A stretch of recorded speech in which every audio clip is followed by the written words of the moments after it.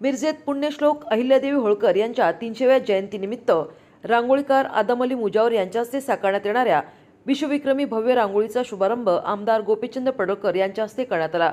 मिरजेतील सहकार महर्षी गुलाबराव पाटील शैक्षणिक संकुल या ठिकाणी ही रांगोळी साकारण्यात आली होती। माजी महापौर संगीता खोत यांच्या संकल्पनेतून ही विश्वविक्रमी रांगोळी साकारण्यात येत आहे। यावेळी पृथ्वीराज पाटील, सुमनताई खाडे, प्रकाश ढंग, फारुख जमादार, विष्णू माने, विठ्ठल खोत, गणेश माळी, नितीन सावगावे, सविता मदने, गायत्री कुल्लोळी यांच्यासह समाज बांधव मोठ्या संख्येने उपस्थित होते। अखंड हिंदुस्थानच्या हिंदू राष्ट्रमाता पुण्यश्लोक अहिल्यादेवी होळकर यांच्या जयंतीचं हे त्रिशताब्दी वर्ष आहे।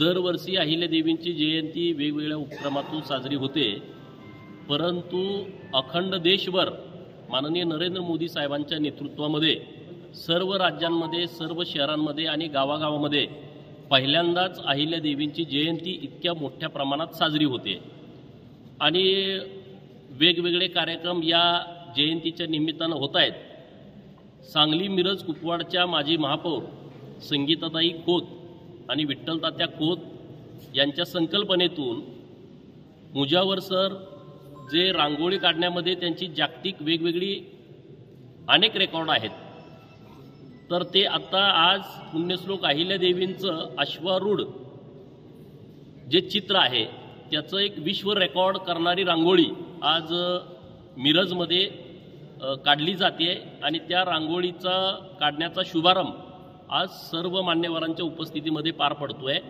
मी या कार्यक्रमासाठी खूप खूप शुभेच्छा देतो।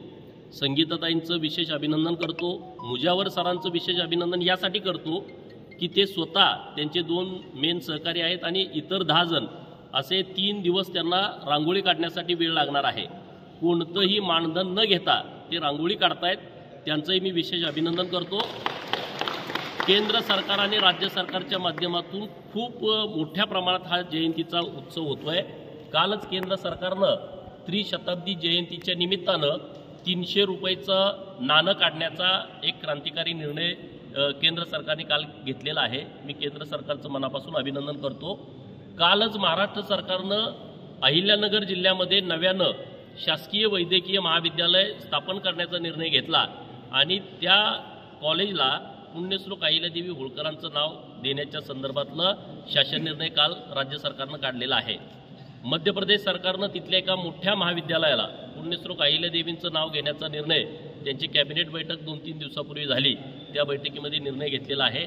उत्तर प्रदेशचे मुख्यमंत्री योगी आदित्यनाथ साहेब त्यांनी तिथलं एक राजकीय इंजिनिअरिंग कॉलेज आहे आणि ते खूप फेमस कॉलेज आहे, त्या कॉलेजला पुण्यश्लोक अहिल्यादेवींचं नाव देण्याचा निर्णय घेतलेला आहे। राज्य सरकारनं 681 कोटीचं राष्ट्रीय स्मारक करण्याचा आराखडा राज्य सरकारनं तयार केला आहे आणि तोही येत्या काही 1-2 दिवसामध्ये तोही घोषित होणार आहे। असे वेगवेगळे कार्यक्रम सुरू आहेत।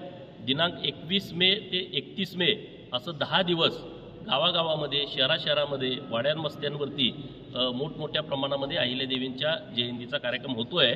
त्यामध्ये एक चांगली भर ही आजच्या कार्यक्रमानं होते। खूप चांगली देखणी रांगोळी मुजावर सर नेहमी काढतात, आम्ही त्यांचं पेपरमधून वाचतो, टीव्हीवरती बघतो। तर आज अहिल्यादेवींच्या जयंतीच्या निमित्तानं लंडन बुक USC बुकमध्ये याची नोंद होणार आहे। तर मी त्यांनाही खूप खूप शुभेच्छा देतो आणि मला या कार्यक्रमाला बोलावलं त्याबद्दल संगीताताईंना धन्यवाद देतो।